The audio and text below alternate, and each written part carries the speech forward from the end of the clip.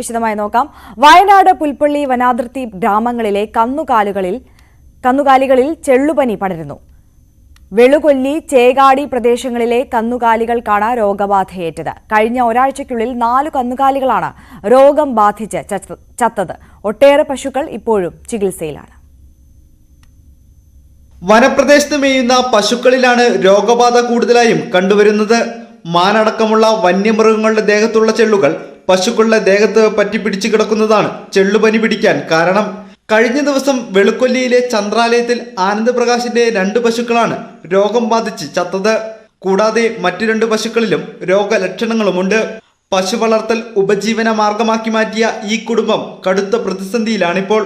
പശുവിനെ പുല്ലുകെട്ടിയും എല്ലാം കൊണ്ടും ജീവിതം ആകെ വരുമാന മാർഗം പശുവാണ്, ഏക വരുമാന മാർഗം.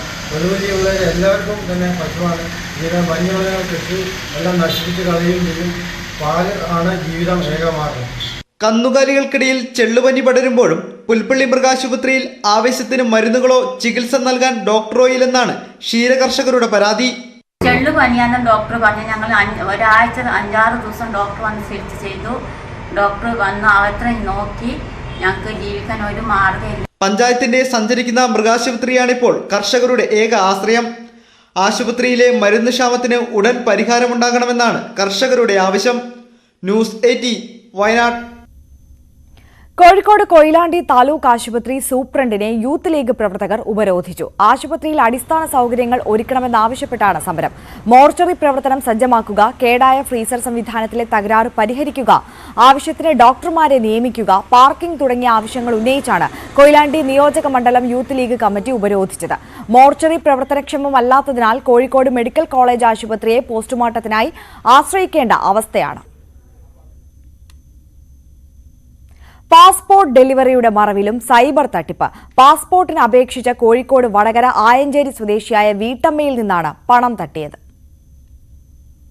കഴിഞ്ഞ ദിവസമാണ് ഉംറയ്ക്ക് പോകാനായി ആയഞ്ചേരി സ്വദേശിനി പാസ്പോർട്ടിന് അപേക്ഷിച്ചത്. ഇതിന് പിന്നാലെയാണ് വീട്ടമ്മയ്ക്ക് ഹിന്ദിയിൽ സംസാരിക്കുന്നയാളുടെ ഫോൺ കോൾ വന്നത്. പാസ്പോർട്ട് സ്പീഡ് പോസ്റ്റായി അയച്ചിട്ടുണ്ടെന്നും 5 രൂപ ഗൂഗിൾ പേ ചെയ്യാനും ആവശ്യപ്പെട്ടു. സ്പീഡ് പോസ്റ്റ് ഉദ്യോഗസ്ഥൻ എന്ന് പരിചയപ്പെടുത്തിയാണ് ഫോൺ ചെയ്തത്. 5 രൂപ ഗൂഗിൾ പേ ചെയ്യാൻ സാധിക്കാതെ വന്നതോടെ വീണ്ടും വിളിച്ചു. അപ്പോൾ 500 രൂപ അയക്കാൻ ആവശ്യപ്പെട്ടു. തുടർന്ന് 200 രൂപ അയച്ചു നൽകി. എന്നാൽ വീണ്ടും പണം ആവശ്യപ്പെട്ടു. പിന്നാലെ പാസ്പോർട്ട് പോസ്റ്റ്മാൻ വീട്ടിലെത്തിച്ചു നൽകി. അപ്പോഴാണ് തട്ടിപ്പിനിരയായി എന്ന് മനസ്സിലായത്. പാസ്പോർട്ട് ഡെലിവറി SMS ചോർത്തി പണം തട്ടാനുള്ള ശ്രമമാണ് നടന്നതെന്നാണ് സൂചന. 200 രൂപ. അപ്പോൾ ഞാൻ പറഞ്ഞു ഇതെന്തിനാ ഇത്ര പൈസ, എന്തിനാ ഈ പൈസ എന്ന് ചോദിച്ചപ്പോൾ പറഞ്ഞ് നിങ്ങൾക്ക് 2 മണിക്കൂർ കൊണ്ട് സാധനം എത്തിച്ചേരാം, അങ്ങനെയാണെങ്കിലൊരു 500 രൂപ തന്നാൽ പെട്ടെന്ന് സാധനം എത്തിച്ചേരാമെന്ന്. 2 മണിക്കൂർ കൊണ്ട് സാധനം എത്തിച്ചേരാമെന്ന്. അപ്പോൾ ഞാൻ ഈ പാസ്പോർട്ടിന് ഇങ്ങനെ കാത്തിരിക്കുക. കാരണം വെച്ചാൽ ഞങ്ങൾക്ക് ഉംറേൻ്റെ പരിപാടി ഉണ്ടായിരുന്നു. അപ്പോൾ അവർ ട്രാവൽസിൽ നിന്ന് അവരിങ്ങനെ വിളിക്കുകയും ചെയ്യുന്നുണ്ട്.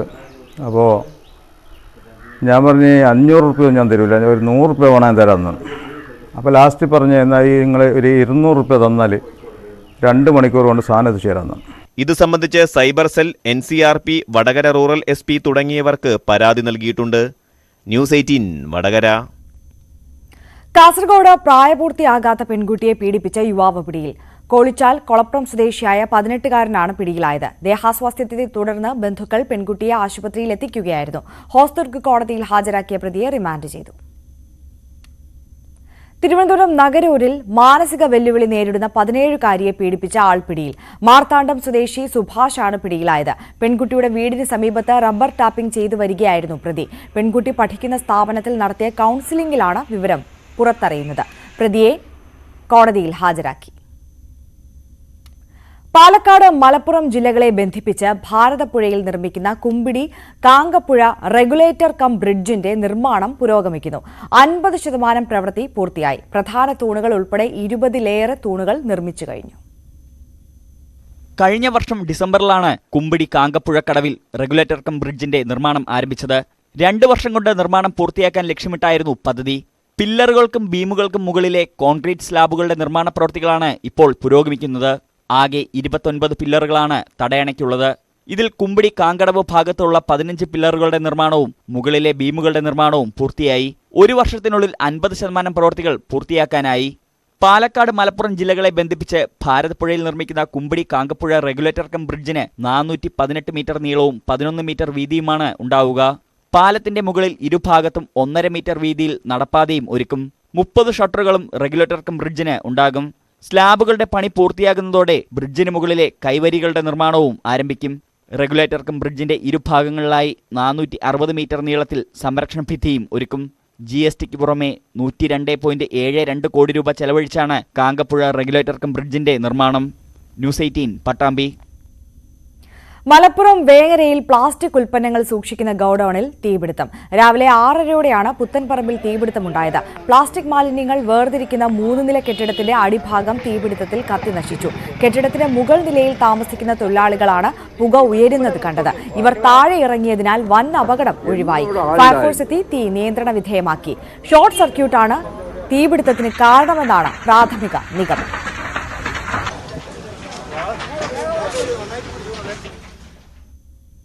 തിരുവനന്തപുരം ആറ്റിങ്ങലിൽ യുവാവിനെ വെട്ടേറ്റ നിലയിൽ കണ്ടെത്തി. കാര്യവട്ടം സ്വദേശിയായ നിതീഷ് ചന്ദ്രനാണ് വെട്ടേറ്റത്.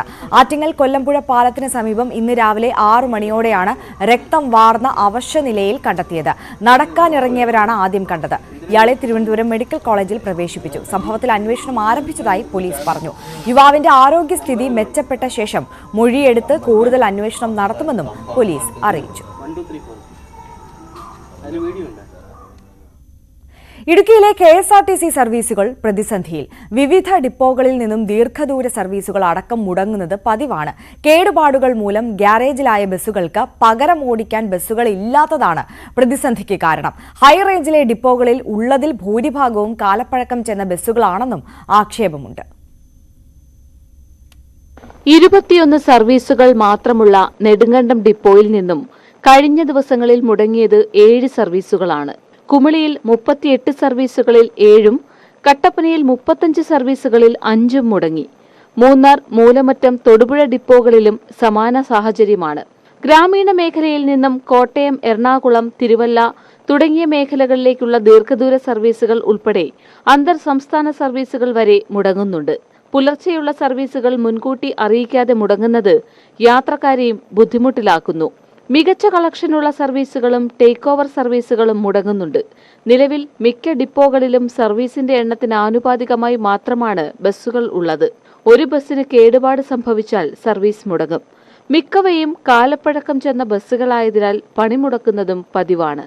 മാക്സിമം ഇപ്പം നമുക്ക് അയക്കാൻ പറ്റുന്നത് 15, 16 അവർ എത്ര സർവീസുകൾ നമുക്ക് അയക്കാൻ പറ്റുന്നുള്ളൂ. കാരണം നമുക്ക് ബസ്സുകളുടെ അഭാവമാണ്. സർവീസ് പോകുന്ന ബസ്സുകൾ മിക്കവാറും പണി വരുന്നത് കൊണ്ടാണ് ഈ കൂടുതൽ ഇങ്ങനെ സംഭവിക്കുന്നത്. മിക്കതും മറ്റ് ഡിപ്പോകളിൽ പണിക്ക് കയറ്റുകയും അതുമൂലം കൃത്യസമയത്ത് നമുക്ക് പണി ചെയ്ത് ആ വണ്ടികൾ കിട്ടാതെ വരുന്നു. നെടുങ്കണ്ടം സ്റ്റേഡിയം കോംപ്ലക്സിൽ പ്രവർത്തിക്കുന്ന ഓപ്പറേറ്റിംഗ് സെന്റർ KSRTCക്കായി വിട്ടുകൊടുത്ത സ്ഥലത്തേക്ക് മാറ്റാനും നടപടിയില്ല.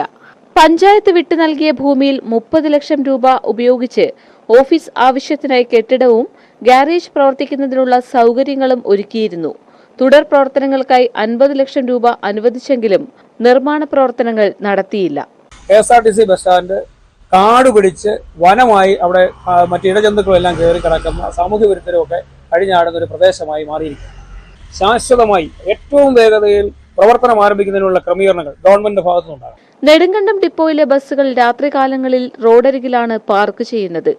KSRTCക്കായി വിട്ടുകിട്ടിയ സ്ഥലവും അനുബന്ധ സൗകര്യങ്ങളും കാട് പിടിച്ച് നശിക്കുമ്പോഴാണ് ഈ അവസ്ഥ. ന്യൂസ് 18 ഇടുക്കി. കോഴിക്കോട് കൊടുവള്ളിയിൽ വിരണ്ടോടിയ പോത്തിനെ ഫയർഫോഴ്സ് സാഹസികമായി പിടികൂടി. ഇന്ന് പുലർച്ചെ കൊടുവള്ളിയിൽ കശാപ്പിനെത്തിച്ച പോത്താണ് കിലോമീറ്ററുകളോളം വിരണ്ടോടിയത്. നരിക്കുനി ഓടുപാറയിൽ വെച്ചാണ് നരിക്കുനി ഫയർഫോഴ്സ് പോത്തിനെ കീഴടക്കിയത്. ഇതിനിടെ ഒരാളെ പോത്ത് കുത്തി പരിക്കേൽപ്പിച്ചു. ഓടുപാറ സ്വദേശി റഷീദിനാണ് പരിക്കേറ്റത്.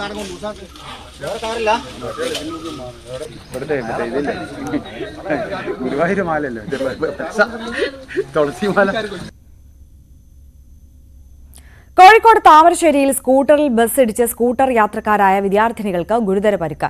മാനിപുരം റോഡിൽ പൊയിലങ്ങാടിയിലാണ് അപകടം. KMCT കോളേജിലെ വിദ്യാർത്ഥിനികളാണ് അപകടത്തിൽപ്പെട്ടത്. മറ്റൊരു വാഹനം സ്കൂട്ടറിനെ മറികടക്കുന്നതിനിടെ ഇടിച്ച് റോഡിലേക്ക് വീഴുകയായിരുന്നു. സാരമായി പരിക്കേറ്റ വിദ്യാർത്ഥിനിയെ കോഴിക്കോട് മെഡിക്കൽ കോളേജ് ആശുപത്രിയിലേക്ക് മാറ്റി.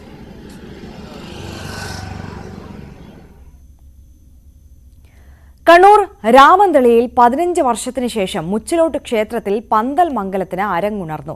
രാമന്തളി രാമന്തളി ശങ്കരനാരായണ ക്ഷേത്രത്തിൽ നിന്നും ദീപവും തിരിയും എത്തിച്ചതോടെയാണ് പെരുങ്കളിയാട്ടത്തിന് തുടക്കമായത്.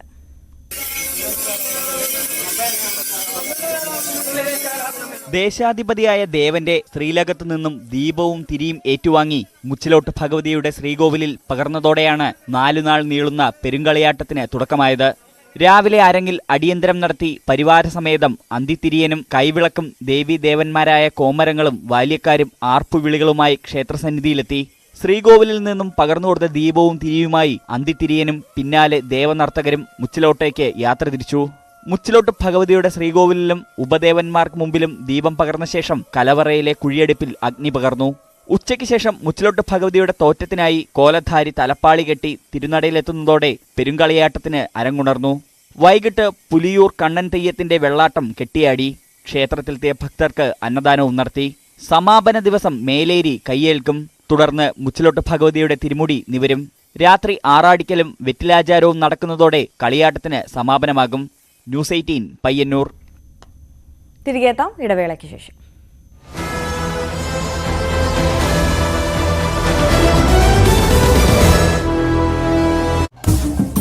കസ്റ്റഡിയിലാവുന്നത് ഒരു പൗരൻ എന്ന നിലയിൽ എന്നിൽ കൗതുകം നടത്തുന്നുണ്ട്.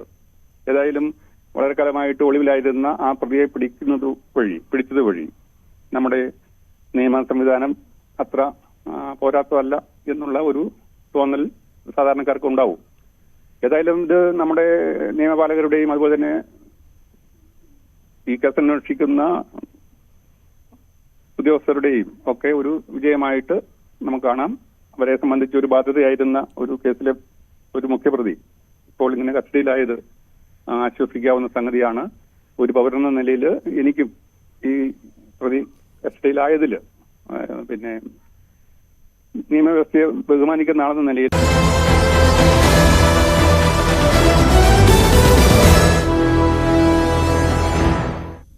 കാർഷിക കേരളം.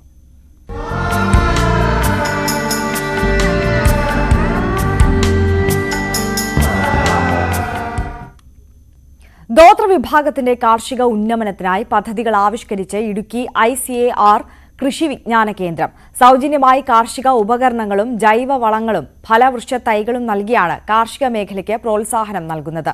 പദ്ധതിയുടെ ഇടുക്കി ജില്ലാതല ഉദ്ഘാടനം ശാന്തൻപാറ കൃഷി വിജ്ഞാന കേന്ദ്രത്തിൽ നടന്നു. ആദിവാസികളുടെ ഉന്നമനത്തിനായി ICAR കൃഷി വിജ്ഞാന കേന്ദ്രങ്ങൾ വഴി നിരവധി പദ്ധതികളാണ് നടപ്പാക്കുന്നത്. ജൈവ കൃഷി പ്രോത്സാഹിപ്പിക്കുക, പരമ്പരാഗത കൃഷിരീതികൾ നിലനിർത്തുക, സാങ്കേതിക സഹായത്തോടെ കൃഷി ചെയ്യാൻ ആദിവാസികളെ പരിശീലിപ്പിക്കുക, യന്ത്രസഹായം നൽകുക, അത്യുൽപാദനശേഷിയുള്ള വിത്തുകളും ഫലവൃക്ഷങ്ങളും വിതരണം ചെയ്യുക തുടങ്ങിയവ ഇതിൽ ഉൾപ്പെടുന്നു. കേന്ദ്ര സർക്കാരിന്റെ capacity building and technology input പ്രകാരം ട്രൈബൽ സബ് പ്ലാൻ സ്കീമിന് കീഴിലാണ് പദ്ധതികൾ നടപ്പാക്കുന്നത്. പദ്ധതിയുടെ ഭാഗമായി അരുവിളംചാൽ ആദിവാസിക്കുടി ഏറ്റെടുക്കുകയും കാർഷിക യന്ത്ര ഉപകരണങ്ങൾ, തേനീച്ചപ്പെട്ടി, ജൈവവളങ്ങൾ, അത്യുൽപാദനശേഷിയുള്ള വിത്തുകൾ, ഫലവൃക്ഷ തൈകൾ തുടങ്ങിയവ വിതരണം ചെയ്യുകയും ചെയ്തു. ശാന്തൻപാറ കൃഷി വിജ്ഞാന കേന്ദ്രത്തിൽ നടന്ന വിതരണോദ്ഘാടനത്തിന് കൃഷി വിജ്ഞാന കേന്ദ്രം മേധാവി ഡോക്ടർ R മാരിമുത്തു നേതൃത്വം നൽകി. ന്യൂസ് 18 ഇടുക്കി. പാറക്കെട്ട് നിറഞ്ഞ പ്രദേശത്ത് കൃഷി ഇറക്കി 100 മേനി നേടിയിരിക്കുകയാണ് കോതമംഗലത്തെ മാധ്യമപ്രവർത്തകർ. ആന്റണി ജോൺ MLA വിളവെടുപ്പ് ഉദ്ഘാടനം ചെയ്തു. പാറക്കെട്ട് നിറഞ്ഞ പ്രദേശത്താണ് വാഴകൃഷി ഇറക്കിയത്. KGUവിന്റെ നേതൃത്വത്തിൽ കോഴിപ്പള്ളി LP സ്കൂളിലായിരുന്നു കൃഷി.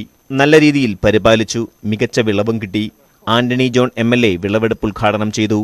സംസ്ഥാനത്ത് തന്നെ ഇത്തരത്തിലുള്ള ഒരു ഇടപെടൽ വിജയകരമായി നടത്തിയ ഒരു സ്കൂള് എന്നുള്ള നിലയിൽ കോഴിപ്പള്ളി ഗവൺമെന്റ് LP സ്കൂളിന്റെ പ്രധാന അധ്യാപകൻ ഉൾപ്പെടെയുള്ള മുഴുവൻ അധ്യാപകരെയും പ്രിയപ്പെട്ട കുട്ടികളെയും അവർക്കെല്ലാ പിന്തുണയും കൊടുത്ത രക്ഷിതാക്കളെയും ഈ ഒരു ഇത്തരമൊരു ക്യാമ്പയിൻ, ഇത്തരമൊരു ആശയം മുന്നോട്ട് കൊണ്ടുവന്ന പ്രിയപ്പെട്ട കേരള ജേർണലിസ്റ്റ് യൂണിയന്റെ പ്രവർത്തകരെയും ഒക്കെ ഈ അവസരത്തിൽ പ്രത്യേകം അഭിനന്ദിക്കുകയാണ്. വിദ്യാർത്ഥികളുടെയും അധ്യാപകരുടെയും നേതൃത്വത്തിലായിരുന്നു കൃഷി പരിപാലനം. കേരള ജേർണലിസ്റ്റ് യൂണിയന്റെ നേതൃത്വത്തിൽ തന്നെ മെഡിക്കൽ ക്യാമ്പ്, അതുപോലെ അതിന്റെ കൃഷി, വാഴകൃഷി ഉൾപ്പെടെയുള്ള വിവിധ കൃഷികൾ നമ്മുടെ സ്കൂളിൽ നടത്തുകയുണ്ടായി. ഇതിനെല്ലാം വിവിധ മേഖലയിൽ നിന്നുള്ള സപ്പോർട്ട് നമ്മുടെ സ്കൂളിൽ ലഭിച്ചിട്ടുണ്ട്. കൃഷിയുടെ സന്ദേശം കുട്ടികളിലൂടെ കൂടുതൽ പേരിലേക്ക് എത്തിക്കാനാണ് ശ്രമം. ഇവിടുത്തെ കൊച്ചുകുട്ടികൾ പരിപാലനവും സംരക്ഷണവും നൽകി നല്ല രൂപത്തിൽ വാഴകൃഷി പരിചരിക്കുകയും അതിൻ്റെ മികച്ച വിളവും ലഭിക്കാൻ കാരണമായിട്ടുണ്ട്. അതിൻ്റെ വിളവെടുപ്പാണ് ഇന്ന് നടന്നത്. കേരളത്തിൽ തന്നെ ആദ്യമായിട്ടായിരിക്കും മാധ്യമപ്രവർത്തക കൂട്ടായ്മ ഇത്തരമൊരു സംരംഭമായി രംഗത്ത് വന്നിട്ടുള്ളത്. സംസ്ഥാന സർക്കാരിന്റെ ഞങ്ങളും കൃഷിയിലേക്കുള്ള പദ്ധതിപ്രകാരമാണ് ഞങ്ങൾ ഈ പരിപാടി ഇവിടെ നടത്തിയത്. ന്യൂസ് 18 കോതമംഗലം. കാട്ടാന ആക്രമണം തുടർക്കഥയാകുമ്പോൾ ഭയപ്പാടിലാണ് തോട്ടം തൊഴിലാളികളുടെ ജീവിതം. ആനക്കലിയിൽ, ശാന്തൻപാറ, ചിന്നക്കനാൽ മേഖലകളിൽ മാത്രം കൊല്ലപ്പെട്ടവരുടെ എണ്ണം 44ആയി. സർക്കാർ ഉറപ്പു നൽകിയ സുരക്ഷാ സംവിധാനങ്ങളൊന്നും നടപ്പിലായില്ലെന്നും ആക്ഷേപമുണ്ട്. പൂപ്പാറ, ചിന്നക്കനാൽ മേഖലകളിലെ തോട്ടങ്ങളിൽ പണിയെടുക്കുന്നവരുടെ ഉള്ളിൽ തീയാണ്. ഏതു നിമിഷവും കാട്ടാനകളുടെ മുന്നിൽ പെടാം. ജീവൻ പോലും നഷ്ടമായേക്കാം. സാഹചര്യം ഇങ്ങനെയാണെങ്കിലും പണിക്ക് പോകാതിരിക്കാനാവില്ല. കുടുംബം പട്ടിണിയിലാകും. ഓരോ ദിവസവും പണി കഴിഞ്ഞ് വീട്ടിലെത്തിയാലേ തൊഴിലാളികൾക്ക് തെല്ലാശ്വാസമാകൂ. இப்போ வேலைக்கு போகும்போது நமக்கு வந்து பாதுகாப்பு கிடையாது. வாட்சர் மாதிரி யாரும் இல்லை. நமக்கு போகிறதுக்கு பயந்து அன்னாடு ஜோலிக்கு போகும்போது நமக்கு பயங்கர பேடியா. எப்போ என்ன நடக்கும், என்ன ஆகும் அப்படிங்கிற நமக்கு ஒரு உத்தரவாதம். நம்ம உயிருக்கு எஸ்டேட்டில் வேலை இந்த 293 தொழிலாளிக்கு உத்தரவாதம் கிடையாது. இവിടുത്തെ உள்ள தொழிலாளிக்கு ஒரு HML കമ്പനിയിൽ ഒരു ഉത്തരവാദം ഇല്ല. വാച്ചർമാരില്ല. 2023 ശേഷം വനം വകുപ്പ് ദേവികുളം റേഞ്ചിലെ ശാന്തൻപാറ, ചിന്നക്കനാൽ സെഷനുകളിൽ മാത്രം കാട്ടാന ആക്രമണത്തിൽ കൊല്ലപ്പെട്ടവരുടെ എണ്ണം 44ആയി. ഒടുവിലത്തെ ആളാണ് കഴിഞ്ഞ ദിവസം കാട്ടാന ആക്രമണത്തിൽ മരണമടഞ്ഞ പരിമളം. പന്നിയാറിൽ പരിമളത്തെ ആക്രമിച്ച് പരിക്കേൽപ്പിച്ച പിടിയാനക്കൂട്ടം നിലവിൽ ആഴ്ചകളായി ഭീഷണി ഉയർത്തുകയാണ്. 6 மாத காலமாக காட்டானுடைய சல்லியம் வந்து இந்த பூப்பாறை மேഖല சாந்தம்பாறை பஞ்சாயத்தில் பச்சைக்குளரா பூப்பாறை 1வது வார்டு 2வது வார்டு பகுதியில் வந்து அதிகமான ஒரு ஆக்கிரமிப்பு வந்து அதிகமாக இருந்துச்சு. சமீபத்தில் கூட வந்து பார்த்தீங்கன்னா ஒரு வாட்சரை அந்த அடித்து இறந்த இடத்துல கூட நாங்கள் வந்து போராட்டம் பண்ணி பார்த்தோம். இப்பவும் பாருங்க, நேற்று நடந்த சம்பவத்தில் பரிமளாங்கிற ஒரு பெண் தொழிலாளி வந்து காட்டு யானை தாக்கி அவங்க இறந்துருக்காங்க.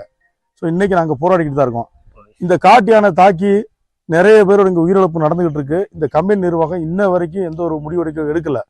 തോട്ടങ്ങളിൽ വാച്ചർമാരെ നിയമിച്ച് കാട്ടാനയുടെ സാന്നിധ്യം നിരീക്ഷിച്ച് തൊഴിലാളികൾക്ക് സംരക്ഷണം നൽകണമെന്ന നിർദ്ദേശമുണ്ടെങ്കിലും അത് പാലിക്കപ്പെടുന്നില്ല. സുരക്ഷാ മാർഗങ്ങൾ ഒരുക്കുമെന്ന വനം വകുപ്പിന്റെ തീരുമാനങ്ങളും നടപടിയില്ലാതെ നീളുകയാണ്. അധികൃതരുടെ അലംഭാവം തുടരുമ്പോൾ പൊലിയുന്നത് ഒരു നേരത്തെ അന്നത്തിനായി തോട്ടങ്ങളിൽ പണിയെടുക്കുന്ന തൊഴിലാളികളുടെ ജീവനുകളാണ്. ന്യൂസ് 18 ഇടുക്കി. കാസർകോട്ടെ 6 വരി ദേശീയപാത നിർമ്മാണം ആദ്യ 4 റീച്ചുകളിലായി 62% പ്രവൃത്തി പൂർത്തിയായി. 2025 മാർച്ച് 31 വരെയാണ് കരാർ കാലാവധി. കാസർകോട് ടൗൺ ഉൾപ്പെടുന്ന തലപ്പാടി, ചെങ്കള റീച്ചിൽ ദേശീയപാത വികസന പ്രവൃത്തി അതിവേഗം പുരോഗമിക്കുകയാണ്. മുഗ്രാൽ, കുമ്പള, ഷിറിയ, ഉപ്പള പാലങ്ങളും കാസർകോട് നഗരത്തിലെയും ഉപ്പളയിലെയും മേൽപ്പാലവും 17 അടിപ്പാതകളുമുണ്ട്. മേൽപ്പാലങ്ങൾ ഭൂരിഭാഗം പൂർത്തിയായി. അടിപ്പാതകളിൽ 10 എണ്ണം ഗതാഗതത്തിനായി തുറന്നുകൊടുത്തു. ഊരാളുങ്കൽ സൊസൈറ്റിക്കാണ് റീച്ചിന്റെ കരാർ. 1704 കോടി രൂപയാണ് അടങ്കൽ.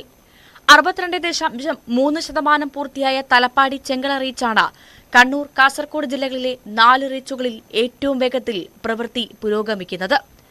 കണ്ണൂർ, കാസർകോട് ജില്ലകളിൽ മറ്റ് റീച്ചുകളായ ചെങ്കള, നീലേശ്വരം 48%, നീലേശ്വരം തളിപ്പറമ്പ് 44%, തളിപ്പറമ്പ് മുഴപ്പിലങ്ങാട് 42%മാണ് പ്രവൃത്തി പൂർത്തിയായത്. ആകെ കണക്കെടുക്കുമ്പോൾ കണ്ണൂർ, കാസർകോട് ജില്ലകളിൽ റീച്ചുകളിൽ ദേശീയപാത വികസനം ഇതുവരെ പൂർത്തിയായത് ശരാശരി 49%. 2025 മാർച്ച് 31 വരെയാണ് കരാർ കാലാവധി. ഇനി 1.25 വർഷത്തിനുള്ളിൽ 51% പ്രവൃത്തി പൂർത്തീകരിക്കണം. ന്യൂസ് 18 കാസർകോട്. കായംകുളം കാർത്തികപ്പള്ളി റോഡ് തകർന്നിട്ട് മാസങ്ങൾ പിന്നിടുമ്പോഴും നവീകരിക്കാൻ നടപടിയില്ല. കായംകുളം കോളേജ് ജംഗ്ഷനിൽ നിന്നും ആരംഭിച്ച് കാർത്തികപ്പള്ളിയിൽ അവസാനിക്കുന്ന ആധുനിക രീതിയിൽ നിർമ്മാണം നടത്തിയ റോഡാണ് തകർന്നത്. ഇതിൽ കായംകുളം മുതൽ പുല്ലുകുളങ്ങര വരെയുള്ള ഭാഗം ഏറെക്കുറെ പൂർണ്ണമായും തകർന്നു. ഇതിൽ വ്യാപക പ്രതിഷേധം ഉയരുകയാണ്. കായംകുളം കാർത്തികപ്പള്ളി റോഡിന്റെ തകർച്ചയ്ക്ക് പരിഹാരം കാണണമെന്ന ആവശ്യം ശക്തമാണ്. അടുത്തിടെ താൽക്കാലികമായി കുഴികൾ അടച്ചെങ്കിലും റോഡ് വീണ്ടും പഴയപടിയായി. കായംകുളം മണ്ഡലത്തിന്റെ ഭാഗമായ പുല്ലുകുളങ്ങര മുതൽ കായംകുളം വരെയുള്ള ഭാഗത്ത് നിർമ്മാണത്തിൽ ഗുരുതര വീഴ്ചയുള്ളതായി ആക്ഷേപമുയർന്നിരുന്നു. റോഡിന്റെ പുനർനിർമ്മാണം വൈകുന്ന സാഹചര്യത്തിൽ പ്രതിഷേധവുമായി കോൺഗ്രസ് രംഗത്തെത്തി. MSM കോളേജ് ജംഗ്ഷൻ മുതൽ പുല്ലുകുളങ്ങരയ്ക്ക് സമീപം മുഴങ്ങോടിക്കാവ് ഭാഗം വരെ റോഡ് പൂർണ്ണമായും തകർന്ന നിലയിലാണ്. കുഴികൾ അടച്ച് ടാർ ചെയ്യുന്നതിന് പകരം മെറ്റലും മെറ്റൽ പൊടിയും വിതറുക മാത്രമാണ് ചെയ്തതെന്ന് ആക്ഷേപമുയർന്നിരുന്നു.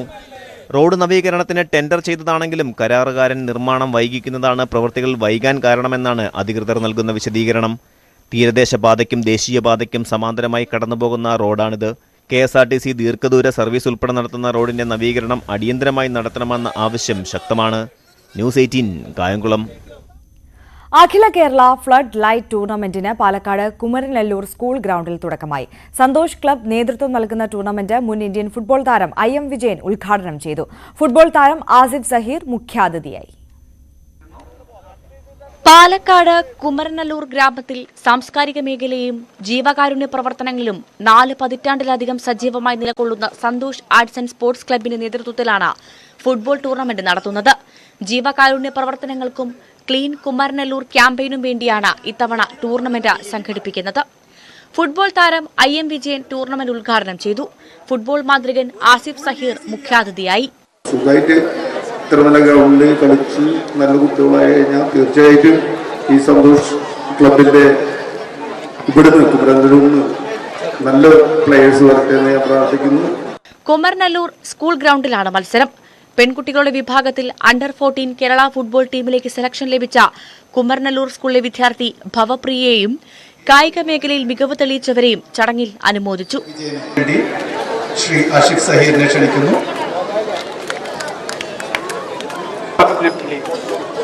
16 ടീമുകളാണ് ഫുട്ബോൾ ടൂർണമെന്റിൽ മാറ്റുരയ്ക്കുക. വട്ടംകുളം ചലഞ്ചേഴ്സും കുമരനെല്ലൂർ പാലംകടവും തമ്മിൽ നടന്ന പോരാട്ടത്തിൽ 1-നെതിരെ 4 ഗോളുകൾക്ക് പാലംകടവ് ജേതാക്കളായി. ന്യൂസ് 18 കുമരനെല്ലൂർ.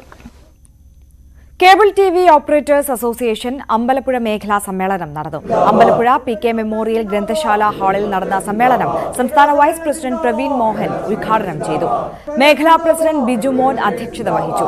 മേഖലാ സെക്രട്ടറി അബ്ദുൾ ഗഫൂർ സമ്മേളന റിപ്പോർട്ടും സംസ്ഥാന കമ്മിറ്റി അംഗം CBPM സംഘടനാ റിപ്പോർട്ടും അവതരിപ്പിച്ചു.